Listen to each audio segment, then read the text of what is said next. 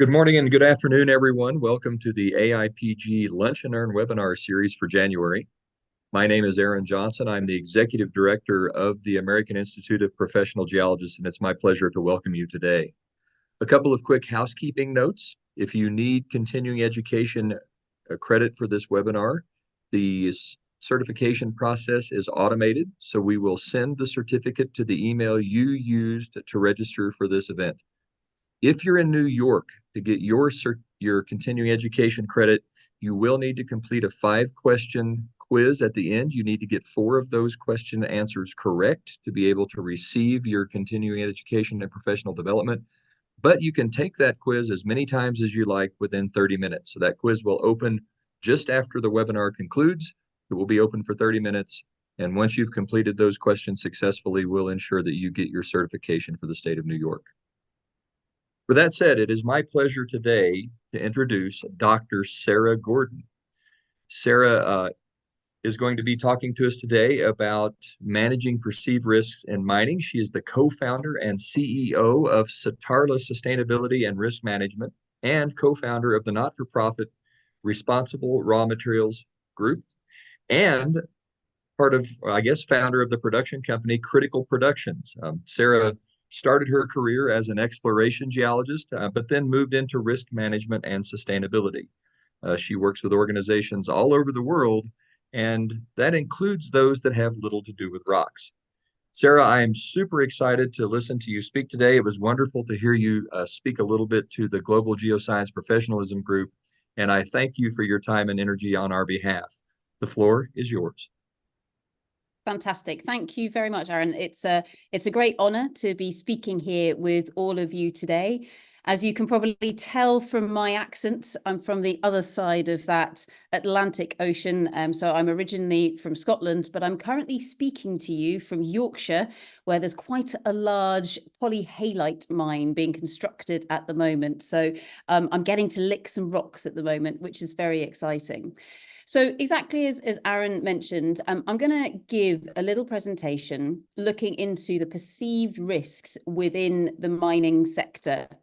Now, as I go through this, feel free to type in questions into the chat. I will try and make sure that there's lots of opportunity for you to ask questions at the end of today's session.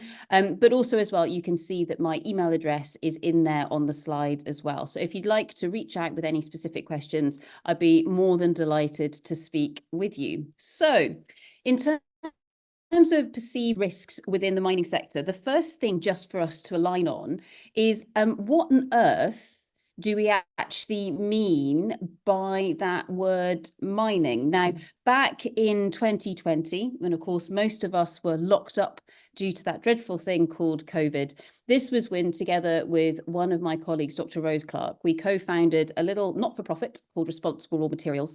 And we ran an online conference, just like many other people, of course, were doing around the world. But as part of this first conference that we ran, we actually asked people, okay, what do you think of when somebody starts talking about mining? And we did this a little bit as an exercise during the conference for people to try and get their families to do with them. So not just people who were hardened experts in the world of rocks or holes in the ground. And what we got back when we asked for all these drawings were some of these.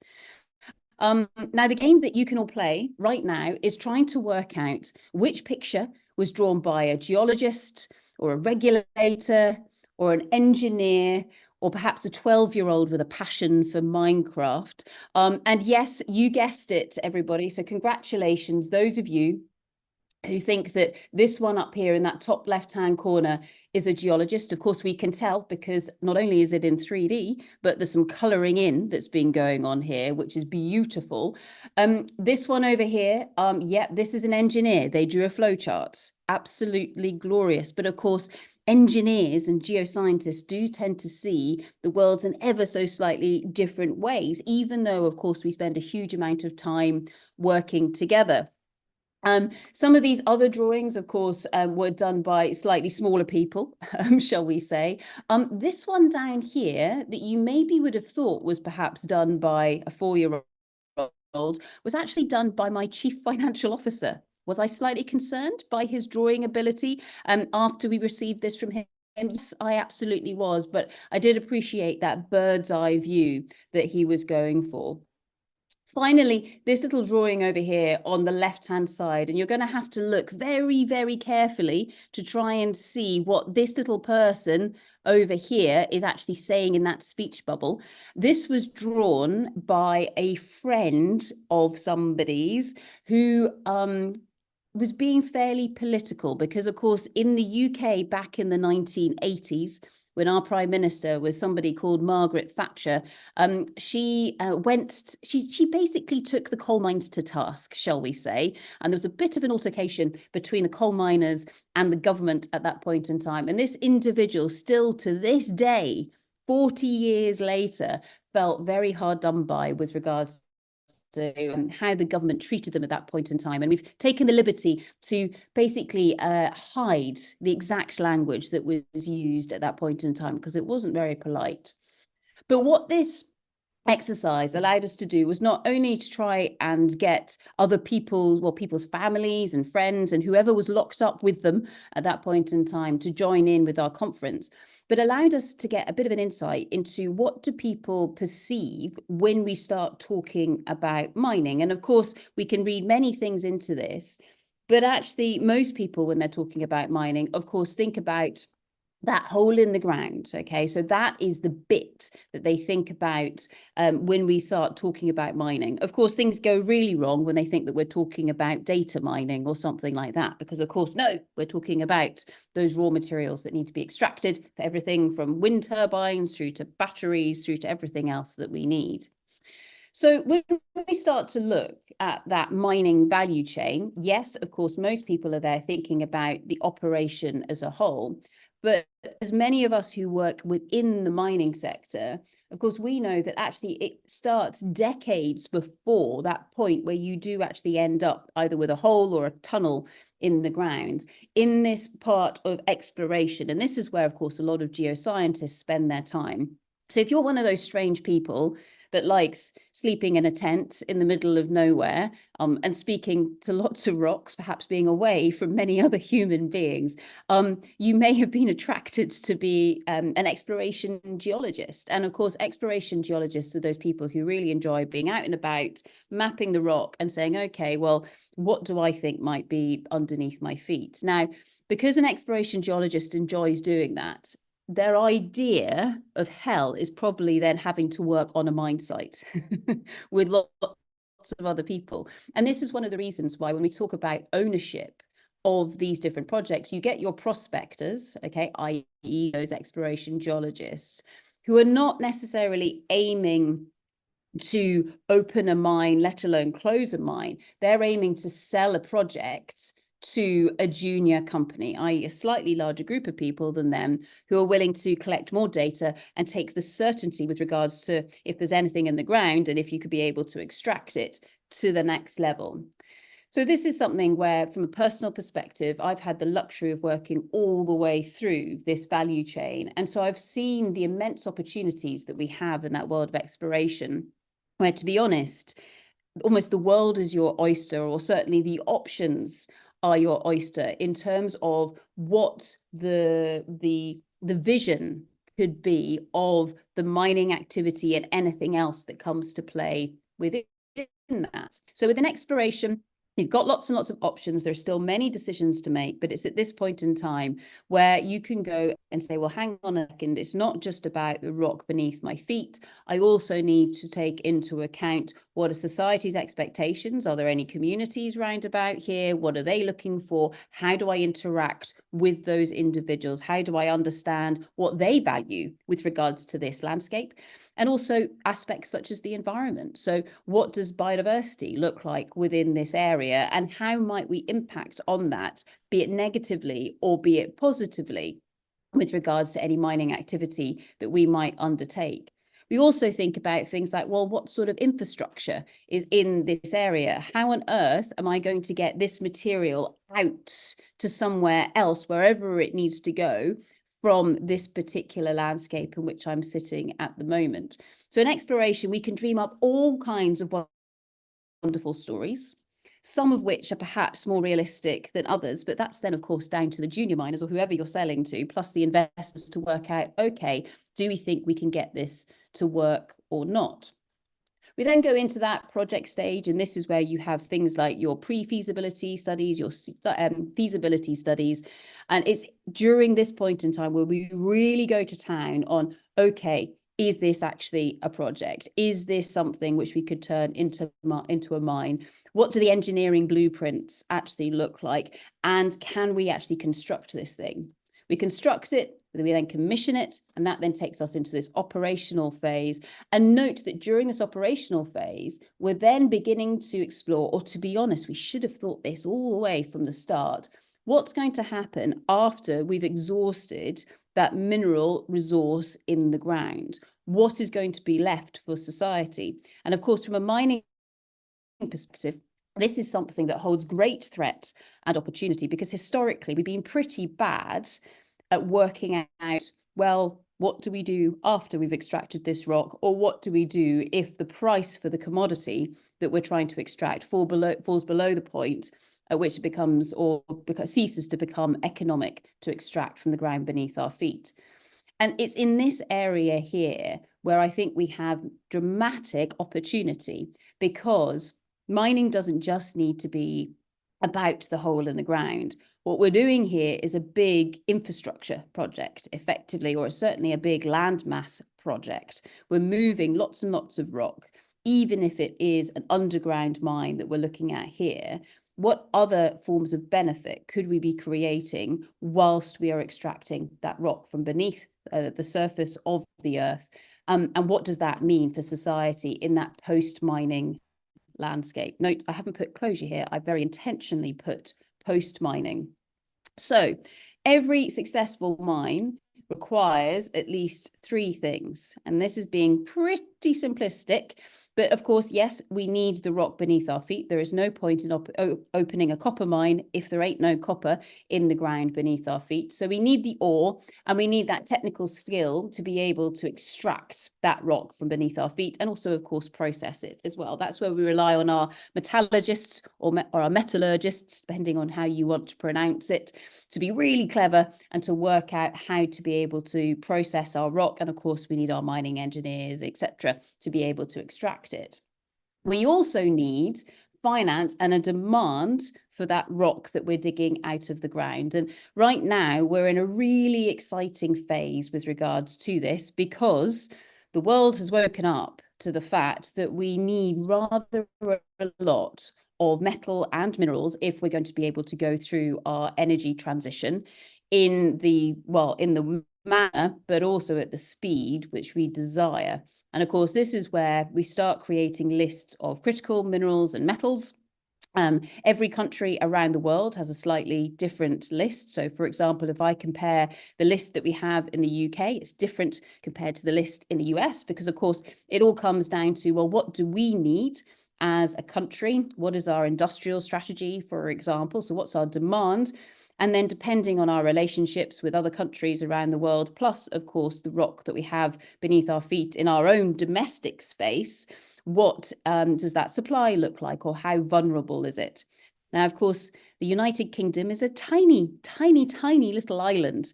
And we have dug quite a lot of rock out of the ground already. So especially in places like Wales and Cornwall, and of course, all throughout the country, we've extracted rather a lot of the coal from beneath our feet. By the way, the legacy with regards to the coal mines in the UK, currently, the UK government, or I should be more accurately say the UK taxpayer, spends £7 billion every year just trying to process the acid mine drainage, or the water coming out of our coal mines as a result, effectively, of the Industrial Revolution. So that is a massive opportunity to try and fix at some point in time. So this is something here where we need the rock in the ground. We also need the finance to be able to progress through a project, but primarily we need the demand for the product that we are going to be producing at the end of the day. The third thing that we require in all of this is perhaps the most difficult thing, and this is our license to operate. Some people will refer to this as being sustainability or environment, social governance, etc. This is basically our permission to be able to extract the rock. And of course, in some cases, such as permits, this does come down to a piece of paper, but in most cases, it actually comes down to trust and respect between different parties. Because of course, even if you've got a piece of paper, it doesn't necessarily mean to say that it is right to extract that rock from the ground. And this is where we get massive altercations between different groups of individuals with regards to mining, which can be an incredibly emotive activity to be undertaking. So every successful mine needs these three different components. And by the way, the reason why, of course, I'm starting off with a whole introduction on what on earth do we mean by mining is because in order for us to understand what those perceived risks are, be those perceived risks, potential threats or opportunities, we need to understand the context in which we're operating and also the range of different perceptions with regards to what on earth is meant by mining. A couple of final things on this. Firstly, how do we actually track the benefit of mining? Well, many of us, of course, are very well aware of things like the circular economy. And so what this is therefore tracking is, okay, if I've now dug some copper out the ground, I'm going to follow those little copper atoms or those little molecules of metal all the way around the circular economy. So I'm going to follow it going into my phone or whatever it might be, and then being recycled, hopefully, within our circular economy. And I'm going to track that nice transparent procurement within our circular economy. So that's one way of tracking the benefit of what's being produced. And within that, we need responsible provenance, responsible sourcing, etc. The second aspect that we think about is, well, hang on a second, let's follow that patch of land. So of course, every cube of land, yes, there might be some nice minerals and metals that we want to extract within it, but I'm pretty sure there's some other stuff in there as well. So I personally, my mum and dad are farmers. I grew up growing barley in the northeast of Scotland, which goes into Scottish whiskey. So if anybody wants a hint as to which type of single malt to buy, go and check out Aberlour. It's a beautiful Speyside single malt. And the reason why I say that is because they're our local distillery, effectively, and most of our barley, in fact, all of our barley goes in there. So if you drink that, you may be drinking the outputs of some of the barley that I actually managed to help harvest with my family. So this is something here where, yes, I know what kind of rocks we have beneath our farm, but I also understand what is the value in that land, be it from a farming perspective, but also we've got quite a lot of woodland, for example. So what's going on with regards to biodiversity or carbon sequestration, all those different aspects as well. And so what this allows us to do is to say, okay, let's look at these little cubes of land that we've got here. As we progress through, say, that mining value chain, how does that land change? And actually, when we go into that post-mining landscape, is there anything that we can tee up within our mining activities that actually helps us to achieve a far more exciting future beyond the time when we've actually extracted all of the metal from the ground beneath our feet? And so what this does is this perhaps shrinks down our mining project into a mere construction project, which, yes, may take many, many decades to complete.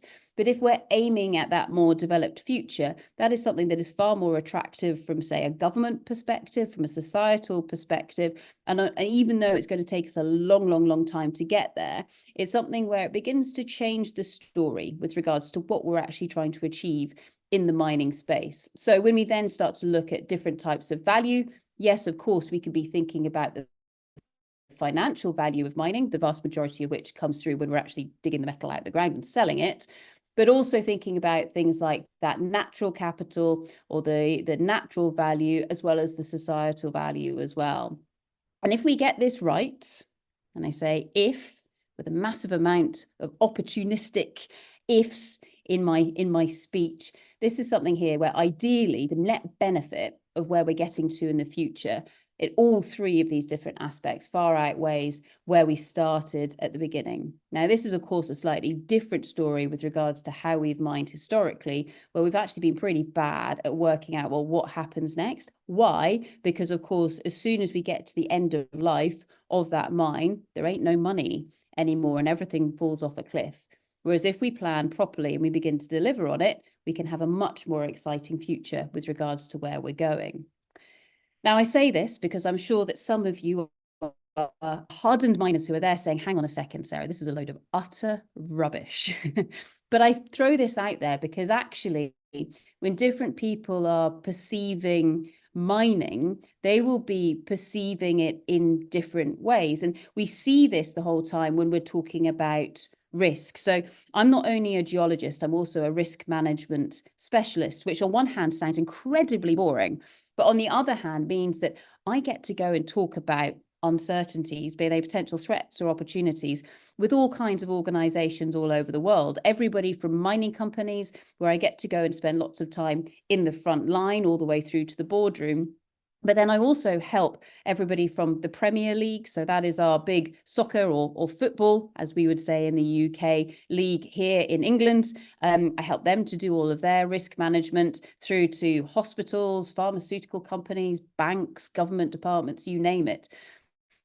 And this is something here where people say, Sarah, as a geologist, what on earth do you know about risk management? Well, geoscientists, it's all about uncertainty, isn't it? We never really know what kind of rock is in the ground beneath our feet. It's all just a one great big guess, depending on what sort of data we can collect, which of course then with time allows us to get a bit more certain about what's in the ground beneath our feet.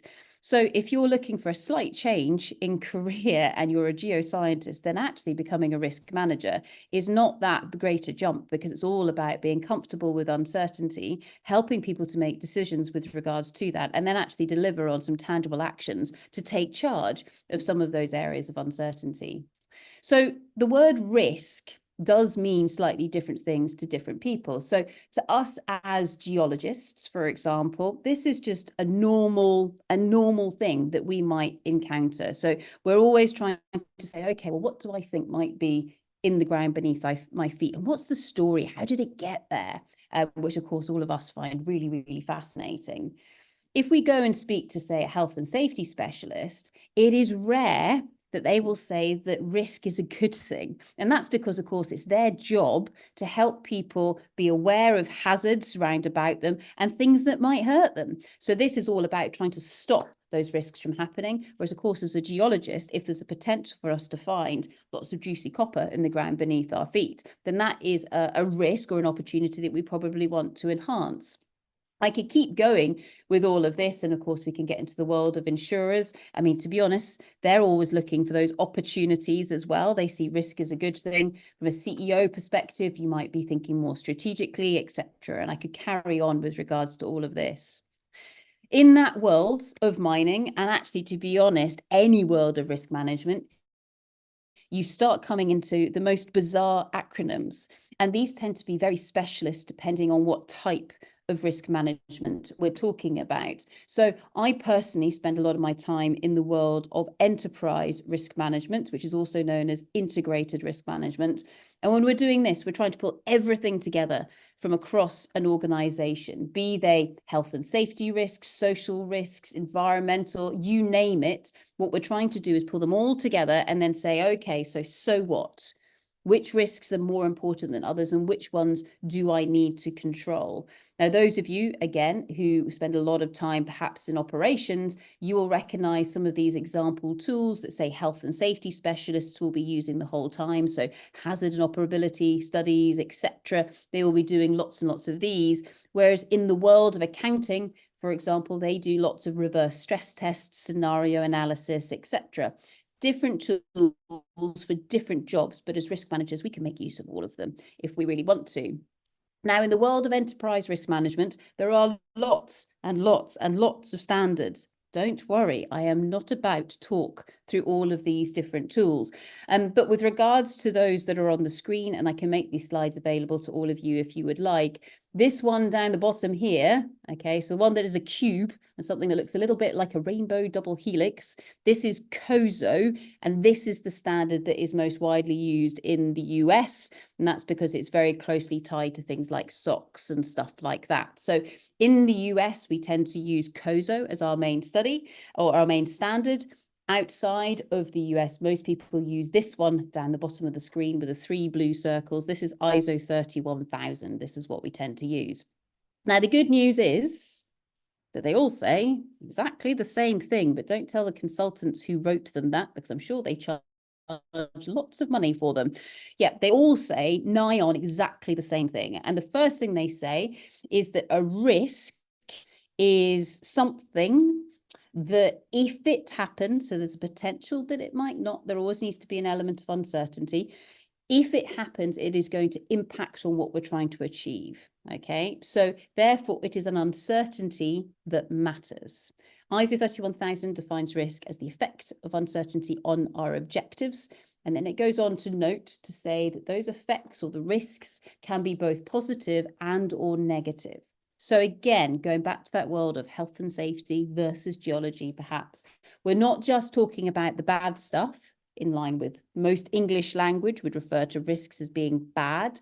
We're also bringing in the opportunities here as well. And the reason why we do that is because if we think, hang on a second, I want to change something, we will need to work out what sort of controls we need to put in place. They're probably going to cost us money, time, effort to put in place. So therefore, we need to work out, okay, how much it's going to cost us, but how much are we going to benefit from managing that risk, be it by reducing the chances of a threat happening or increasing the chances of an opportunity happening. Now, all of those different standards that I mentioned, they basically follow the same 4-step process that we've got here. It's really simple. Firstly, we want to understand the context in which we're trying to operate, be it looking after an entire company or a country, all the way down to a single task at the coalface. So what's the context in which we're operating and what are we trying to achieve? Secondly, we want to assess our risks, and that consists of 3 steps. We want to identify those risks, we want to understand them, and then say, well, so what? Do I need to do anything about these risks? If the answer is yes, then we get to the most important step of risk management, and that is we're going to manage our risks, or we're going to change something about them. Yes, you did not mishear me there. I said the most important step in risk management is step number 3, where we change stuff. The most important step is not doing a risk assessment. Writing risk assessments is all good and well, but it doesn't actually help to manage or to change anything. Okay, so that's why step number 3 is the most important step. We then go into step number 4, so that's our monitoring, reviewing, and reporting. And then we get to our most important arrow, because that takes us all the way back to the beginning again. And this allows us to ask the big question with regards to risk management. And that is, given the context in which we're trying to operate and those risks that we face, be they threats or opportunities, and our ability to manage them, can we actually achieve our objectives? That's the question we're really asking with risk management. Can we achieve our objectives? Now, if the answer is yes, congratulations, you've got everything in balance, carry on.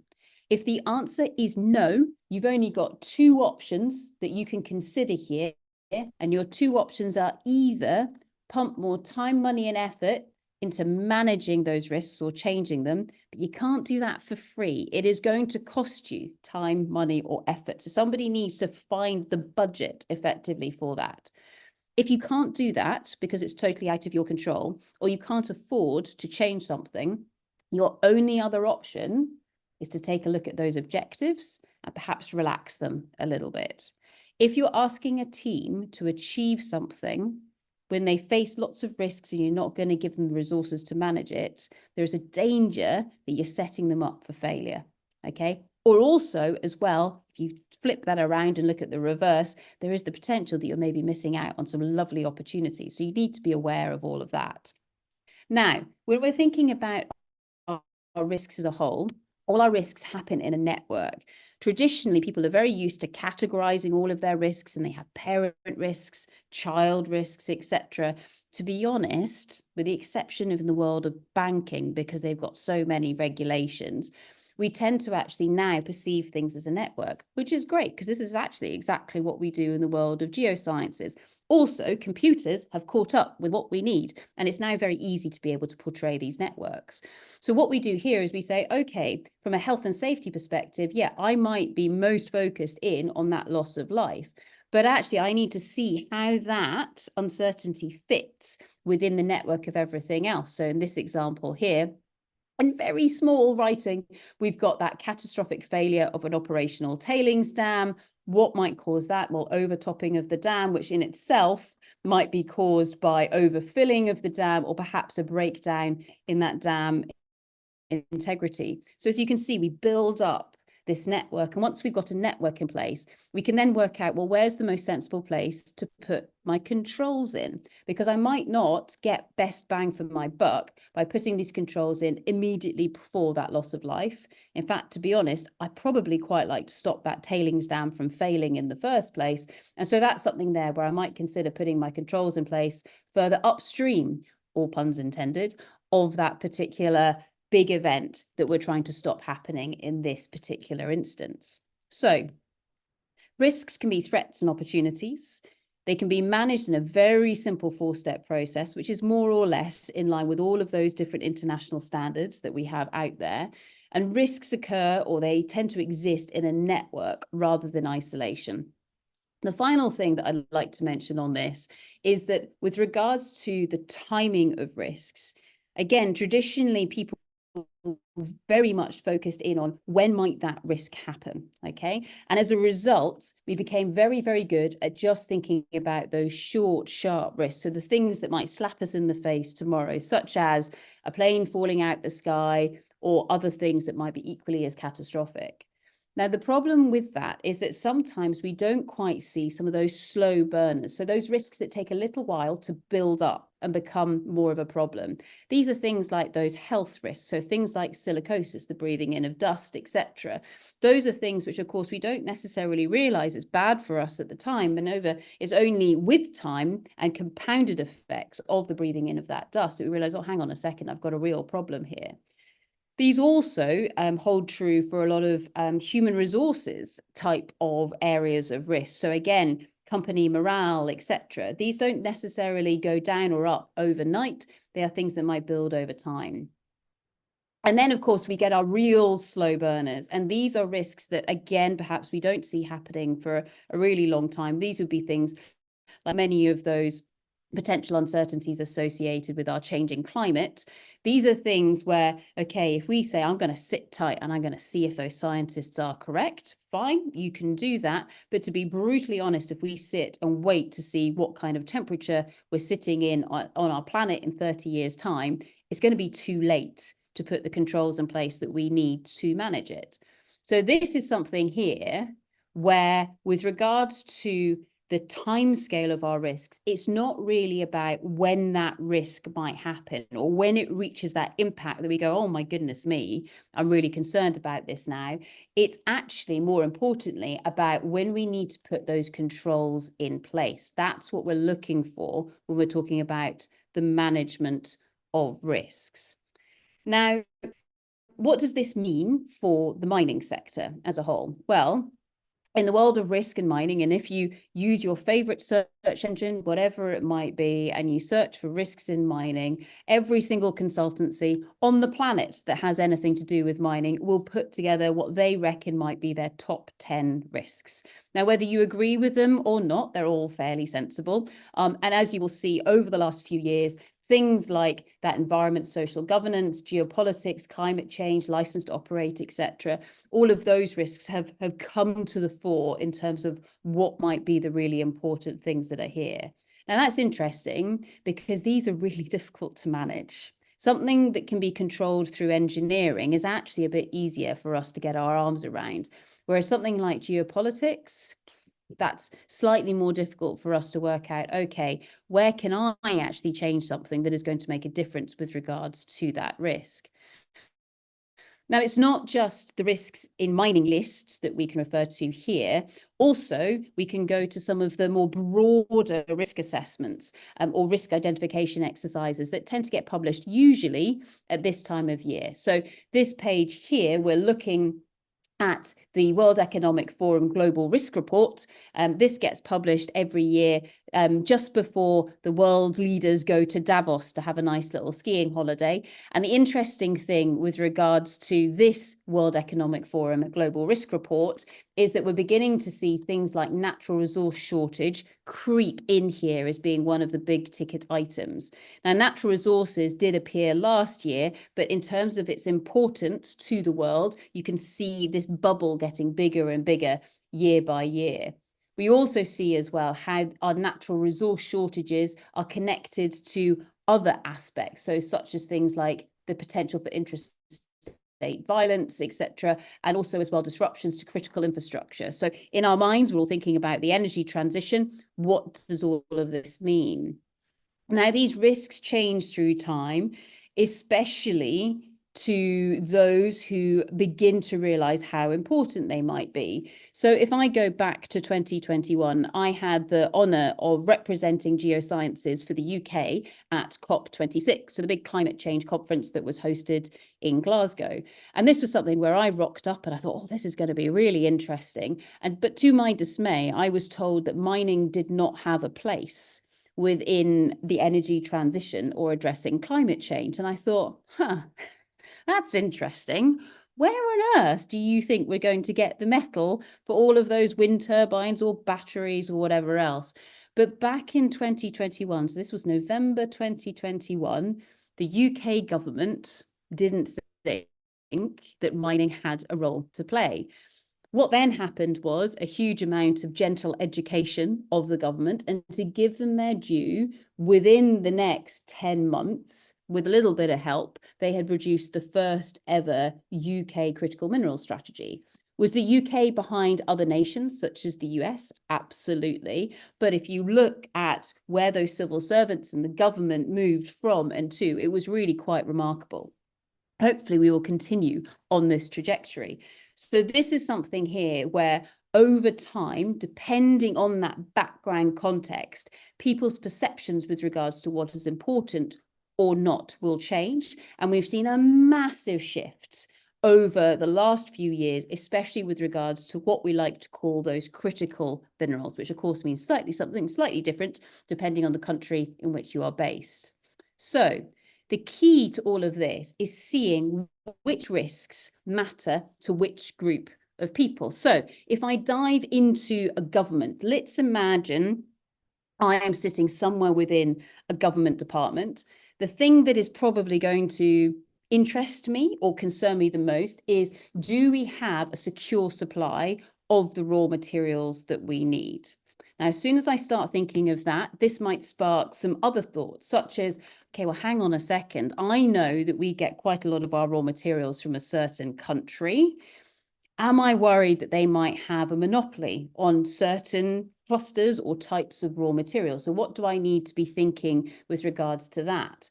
I might also be thinking, well, hang on a second, what kind of domestic supply do I have with regards to that raw material?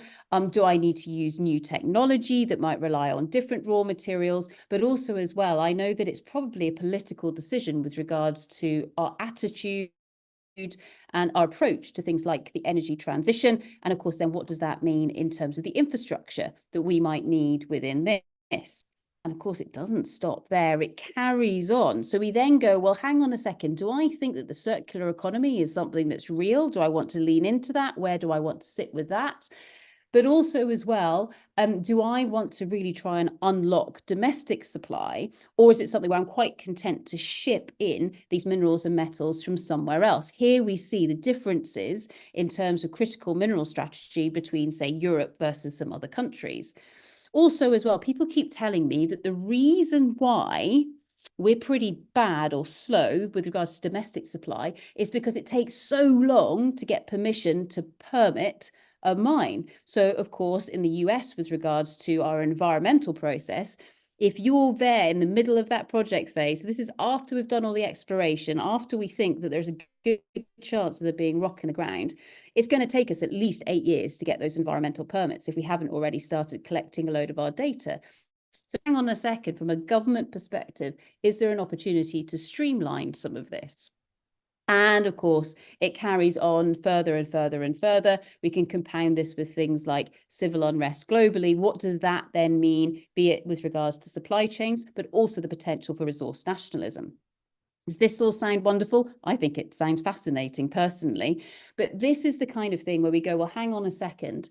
If I'm a mining company and I want to go and speak to somebody from the government, they will be viewing the minerals sector or mining through a very different lens compared to what that geoscientist who works for a mining company might be viewing mining as being. So if we flip it now and say, okay, let's imagine that we're now CEOs of a large scale mining company. Actually, I might be concerned about having access to the rock, so access to resources. There are a number of things that might concern me with regards to this, such as, well, what is the social sentiment towards mining? There's been a whole host of surveys undertaken over the last few years, all of which show that mining is one of the least trusted sectors in the world. We are less trusted than gambling, than alcohol, than tobacco.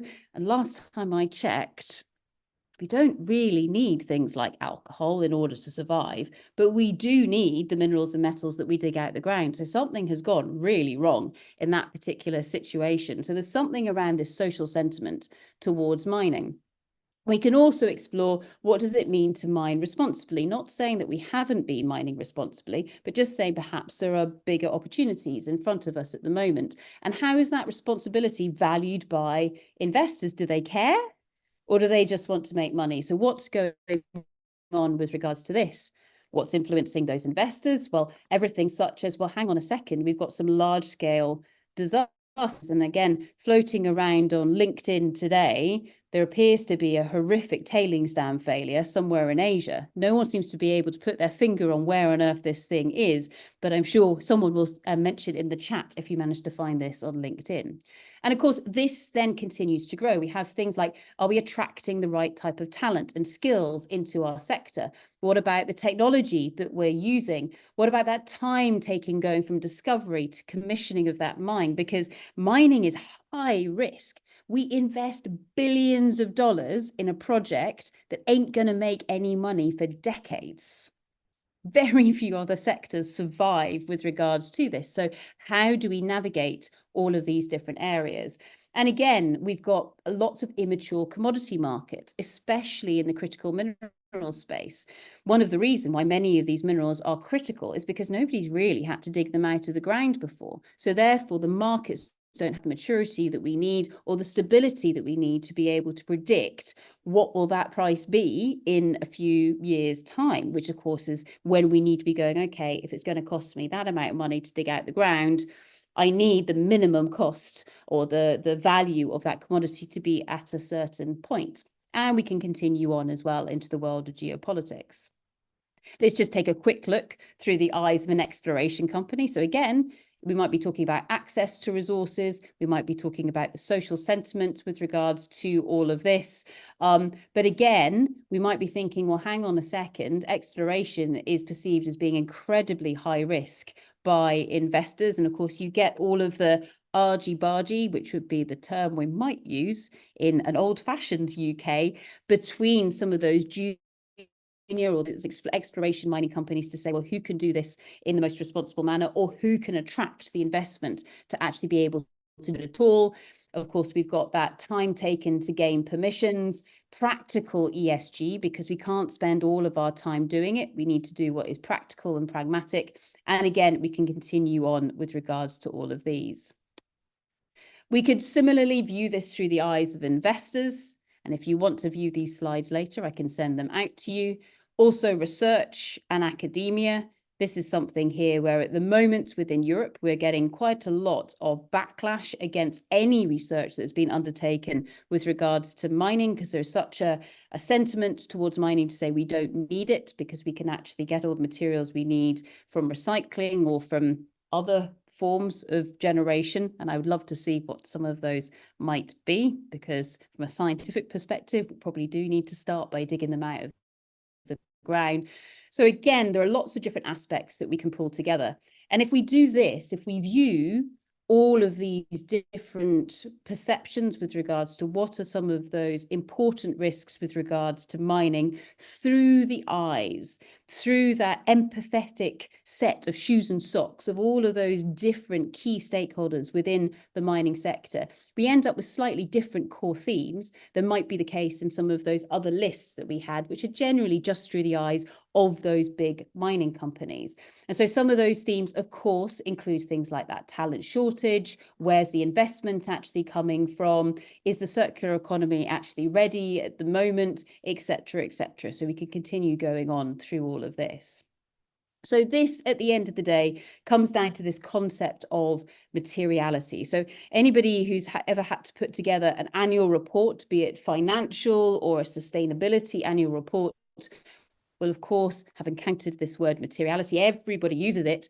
But what we've got going on in this perception of different risks at the moment is saying, okay, I need to be aware of what is important to me, but I also need to be aware of what is important to you. And this is absolutely crucial, because if we begin to get this double materiality or this empathy for what is important to different stakeholders, not only can we then begin to find that shared value of what is important with regards to that mining asset, but also how are we going to talk about it? How can we find that common ground where we can build the relationships, build the trust and the respect to say, okay, what are we actually looking here? And it's that importance of communication with empathy that can then begin to lead to that understanding and hopefully that building of trust. This picture here, I linked to one of the big research projects that we're involved in Europe. It's called Project Vector, and it is there to bring together geoscience and social science and data science to say, okay, well, hang on a second, how might we be able to improve mining within the European boundaries? And interestingly, this is a project that has received quite a lot of kickback, especially from the anti-mining lobbies. And what I found really interesting in some of their work over recent months is the reason why we're getting kickback is because some of the individuals who don't think that we should be spending research money on mining have very little idea as to why on earth anybody would want to understand how a mineral forms or what that tells us. And I find it absolutely fascinating, because as geologists, we know this stuff. We find this fascinating. But for somebody who maybe is a lawyer or has a very different background, this concept that anybody would want to spend their time looking down a microscope at a mineral is so far out of their frame of reference, they don't even begin to comprehend it. So what we've had to do here within this particular research project is work out, how do I not just go back to the basics of geology, actually go even more fundamental than that and explain, we don't want to necessarily mine lithium in Serbia, but actually the fact that those minerals have not been found anywhere else in the world make them really interesting, because we want to understand how they formed, because then we can understand how lithium may become concentrated in other environments around the world. And that is something that at the moment, for example, is just not understood by certain groups. And in part is because we as geoscientists have not been very good at working out how to share this knowledge, or perhaps even this passion and this awareness with different individuals. I find that absolutely fascinating. And it's grounded in what are the perceptions of what is important, especially with regards to those uncertainties that matter. So everybody will perceive risks differently because their own personal context and objectives are different. And so if we're trying to share these stories with one another, especially with regards to something as emotive as mining, we need to be able to have that level of empathy to say, okay, well, hang on a second, what do you potentially think about with regards to this area here? And where is our common ground, or where is that shared value that we need to find? So in summary, mining can refer to a wide variety of activities, and often it can be perceived very, very differently by different people. The risks therefore differ depending on who you're actually talking to, and the responsibility of mining is receiving more scrutiny than ever before, and that is because, of course, our need for increased volumes of minerals and metals to come out of the ground has been greater than it's ever been in the past. This therefore provides us with a mechanism through which we can challenge ourselves to do it better. So hopefully this is an opportunity to go through a little bit of a step change and think, hang on a second, how could the mining sector evolve? Or perhaps now is the opportunity where we can bring slightly different approaches in. There's so much risk on the table. We need to balance it and to work out where we can lean into those opportunities and, of course, try and prevent some of those threats. Geoscientists, as ever, are absolutely fundamental to this picture. We are inherently good at being comfortable with uncertainty and also understanding interactions between different aspects. So therefore, this is an awesome opportunity right now for us to be able to share not only our perceptions with regards to what are the key risks in mining, but also help others to understand theirs. So with that, I shall stop sharing my slides and open up for any questions. Thank you very much. Well, Sarah, thank you for that. I want to thank you again for the presentation, and I'll go ahead and get us started while people get their thoughts together. Do you have any idea how this perception of geology and this perception of mining is impacting the student pipeline in the UK? Do you see it impacting students' interest in maybe becoming geologists and getting into that mining industry? Oh, absolutely. And I think we have a problem in the UK that's not just us. I think it is globally, with the numbers of people who are going into study geoscientists very much dropping. And they have been for at least the last, 5, 7, 10 years. Why is this? Is this because in the UK, people perceive the geosciences as just being about actually primarily oil and gas rather than mining, to be brutally honest, and that therefore not necessarily being an attractive way forward, rather than, as we know, geoscientists, it's all about understanding the earth and of course space. So my PhD was actually about meteorites. So I think that there is a big perceptions issue that we have. A lot of universities have changed the title of their degrees to become more environmental focused. But ultimately, the career path of somebody going into mining is something that's not very cool or perhaps socially acceptable. So you need to be pretty brave if you're going to go in and do that. Of course, ultimately, it's by being in it that you can change it and improve it. But you need to be brave enough or courageous enough to take that leap. So I'm not sure that I totally answered your question, Aaron, but yeah, we've got problems too. Thank you. So I would just encourage anyone who might be interested in asking a question to drop that into the chat. And I'll try to read those off. I'll scroll back up through here maybe and see if we see any questions earlier up. Just a couple of other quick notes. We will make the slides available when Sarah provides them to us behind the member website. So you'll need to log into your member account. You'll be able to have access to those. And then depending on how the editing portion goes, we'll have this also available on the AIPG YouTube channel sometime in the hopefully near future, but it could take us a few weeks because editing does take a little bit of time. I should say as well, actually, Aaron, so coming back to your question with regards to making the sector, or perhaps even just geoscience as a whole, more available, more attractive to people. So well, last year, I basically got fed up with people saying, oh, nobody understands the mining sector. And I thought, well, hang on a second, let's tell them, let's lean into helping to improve the awareness of it. And that's why we started the production company Critical Productions. And what Critical Productions does is create some really awesome content, actually, if I say so myself, with regards to what is meant by different aspects of the mining sector. We intentionally interview NGOs, academics, government policy setters, as well as exploration companies and miners to share their stories. And so therefore you get lots of different perspectives in the same area. And that's pretty awesome, because then it means that people can make up their own minds, having heard this quality content. What we've also found as well is, of course, depending on how you edit it, means that it can be shared on different platforms such as TikTok, Instagram, as well as LinkedIn. And unfortunately, apparently, I'm now at the older scale of things. So I'm more of a LinkedIn person, because apparently I'm old. But actually, the manner in which things are edited has a massive difference in terms of how available and how approachable they are for different audiences. And I think that is something where, as geoscientists, we're quite content just to speak to ourselves. Actually putting ourselves out there and feeling quite uncomfortable going, well, hang on a second, in what manner do I try and communicate with others? That can be really, really uncomfortable. And that's something that we're intentionally trying to do at the moment. So if anybody would like to get involved, ping me an email, because we are looking for additional people with whom to create content.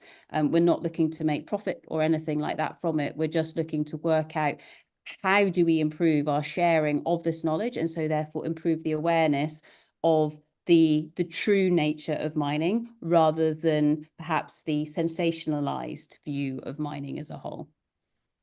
I have seen a couple of questions come in. This one from Ken. He asks, how do you merge the different risk perceptions across stakeholders in order to create a semi-quantitative risk prioritization? So if you're going to address or treat or Oh, mitigate wow. risk, how do you do that? Yeah, we're going to go into a lot of detail right here. We could take that one offline, but this is something where, again, there are lots of tools that you can use to put together semi-quantitative risk prioritization. Many organizations will create impact criteria, and that criteria might include everything from health and safety to finances to production to environmental and social aspects, etc. And then, of course, the traditional approach is then to bring in likelihood. Personally, I find likelihood a little bit difficult because I think it's all quite subjective. And you end up with somebody who shouts the loudest in the room generally winning. So instead, what I tend to use, and actually what a lot of organizations use outside of the realm of health and safety and engineering, is impact with that criteria, if you want, against do I need to do something about it? So you have impact against action. What you do there is if you do need to do something about it, so yes, it goes up at the top of the axis. If you say, actually, there's nothing more I can do, or I don't want to do anything about it, it goes down the bottom. What that gives you is a map of what are the risks that are high impact, that need lots of action. They pop out in that top right-hand corner. It is incredibly intuitive. You can put a grid behind it, so it turns it into that semi-quantitative approach. And it gets people to start discussing, okay, what are the actions that need to be put in place to manage that risk? So I can bring it from that top right-hand corner where I need lots of action down to the bottom right-hand corner where it says, yeah, it's still got a potentially high impact, but there's nothing more I need to do. So there's some ideas there in terms of the semi-quantification with regards to the prioritization of risk. I did see somebody asking if I'm going to be at PDAC or PDAC in, I guess, a month's time. And the answer is yes. And if you want to come and have a chat, Satala, which is my company, we will have a stand in the North Trade Hall because we haven't been there long enough. We're not important enough to have one Right. in the South Trade Hall, but we'll be there in the North Trade Hall. Great. Thank you. I see Bill has his hand up. Bill, you should be able to speak if you want to ask your question. Yeah, can you hear me okay? Yeah, we can Absolutely. hear you, Bill. Perfect. There was a column in the Wall Street Journal, I'm thinking like year and a half, 2 years ago. The point of the column was it's important to understand fully your opponent or people with opposite viewpoints, but understand them honestly. They're, excuse me, wintertime, where they're coming from. And it's important not to argue with them, but it's important as you're presenting to a third party that you're presenting a complete and accurate presentation of the opposition's viewpoint within your viewpoint in your presentation. Is that fair enough?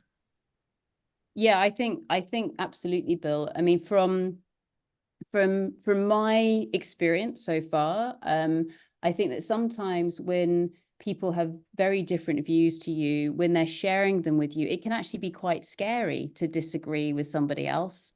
And so the style with which that individual, I think, often shares their views can be quite confrontational.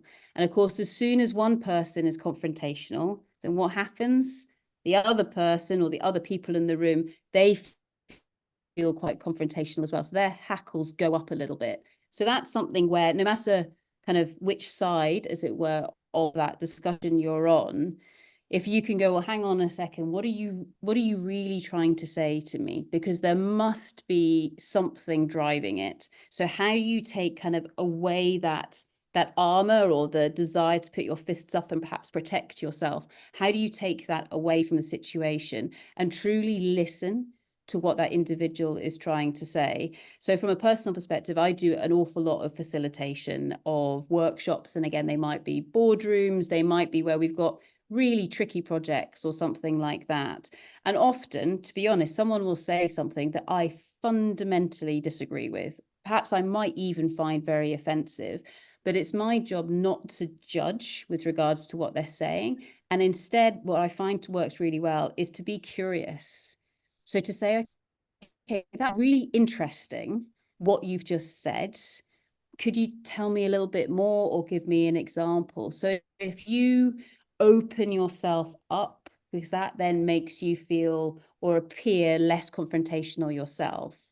And if you're curious in what that person is actually trying to say to you, and you get them talking, you will find something that brings you a little bit closer together, or at least you'll be building the beginnings of trust between you as individuals. So personally, I find it's a case where take that judgment and throw it out the window to start with, open yourself up. So get rid of all that armor and everything else and be curious in what that individual has to say. And actually, if someone throws something at me that I'm like, wow, that is so wrong, there must be something really interesting sitting behind it that you think, okay, how can I find out what you're talking about there? So that really helps me, that curiosity. The other thing with regards to this as well is an anti-mining lobby ever going to speak to a big mining company? Probably not. And so this is something here where building the stepping stones between these different organizations is important. So Satala, which is a consultancy and training organization, we work with lots of mining companies. And so some anti-mining organizations say they don't want to speak to us because we earn money from mining companies. That's fine. Could I get annoyed by that? Yeah, absolutely. Because I think, oh, hang on a second, we're trying to be more neutral here. But yeah, those people don't feel comfortable speaking to Satala. Whereas our not-for-profit responsible raw materials, which is a little bit more neutral, it doesn't take any money from mining companies, etc. That is perceived as being a little bit more neutral than Satala. So what that means is that people who fundamentally oppose mining or don't like something to do with it, they are more likely to speak to responsible raw materials than Satala. So whilst this begins to get a little bit convoluted, it means that if we respect these stepping stones, it also helps us to begin to say, well, what is it that you are really trying to say here? Because whilst we're maybe all using English, we're certainly using it in different ways and we're meaning something very different. Bill, does that answer your question, or have I gone off on a total tangent? No, I'm the one that goes off on tangents. You did good. Thank you. Pleasure. I think we have time for two more questions. I'll pull both of those from the chat. The first from Michelle. She says, in the permitting process, the change in administrations seems to have a big effect on regulations as they change based on particular administrative views. Any suggestions on how to manage that risk? That's a really good question. I predict that in 2024, lots of projects, not just mining projects, are going to be delayed by elections that are being held around the world. I don't think we've ever had this number of elections in democratic countries ever before. And so that's something there where whenever you get things like an election or potential change in administrations, it always slows things down from a permitting perspective. I mean, you could argue the other way and say that people might want to rush things through, but on balance, it probably slows things down a little bit. In terms of different administrations having different political views or different agendas with regards to what they're doing, from a UK perspective, for example, this is something where much of the paperwork is done by the civil servants, which doesn't actually then matter with regards to who's actually in charge on a political sphere. However, on the political level, if you can engage with your politicians to be interested in your project, that can definitely help speed things through. And of course, depending on whether they like mining or not, and you can, depending on how you plan your project, perhaps become more attractive to whichever party, actually, depending on what you're talking about here. And that can help move things through. Because again, if you were to say, well, let's look at the perceptions of mining through the eyes of somebody who perhaps wears red more than blue or vice versa, they're going to have different things that they think are important. So therefore, perhaps do that mapping.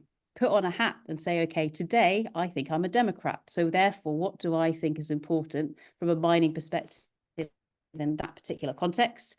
And the next day say, okay, now I'm a Republican. What does that mean? You're going to find some shared value between those two different viewpoints. And so that then means that no matter what, you can probably get on with those bits, knowing that the big uncertainties with regards to that sphere will vary depending on which way the nation goes in that next election. So it's not a solution, but I understand your pain. And yeah, I think that 2024 is going to be on one hand very exciting and on the other hand immensely frustrating for those of us who are trying to get permits off the ground or projects off the ground. Thank you. And our last question goes back to your attendance at COP when you were kind of told that there really isn't a role for mining. And the question really gets at the idea of the person who might have said we'll get our materials from some other source other than mining. Did that person give you any idea of what they thought those sources might be?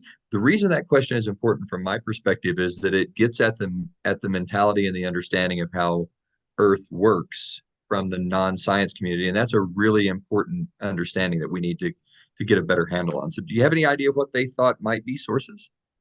Yeah, I do. And ready for this, folks. Apparently, all the materials we need are synthesized. And I thought, wow, Star Trek is real. How did I lose all of those years of development of technology? This is fascinating. Was I that sarcastic to them? Absolutely not. Instead, I was like, wow, that's really interesting. How does that work? No, to be brutally honest, yes, of course I was sarcastic, because even me with my curiosity rule and all of that kind of stuff couldn't hide the fact that this was mad. But I thought, actually, this is really interesting. This was a range of people who were educated in the UK. And I thought, there's something up with our education system if that's where we think that minerals, metals, etc. come from. And actually, that was one of the main impetuses behind setting up critical minerals, or sorry, critical productions, because I thought, well, hang on a second. If people truly believe that we are synthesizing these metals from thin air, we need to do something about the awareness of where our metals truly come from, and actually the opportunities as well as the threats that come with them as well, because it just means that we're missing out on so much of that story. So yeah, there's a lot of course, especially in, say, the European space, that desire to move into the circular economy.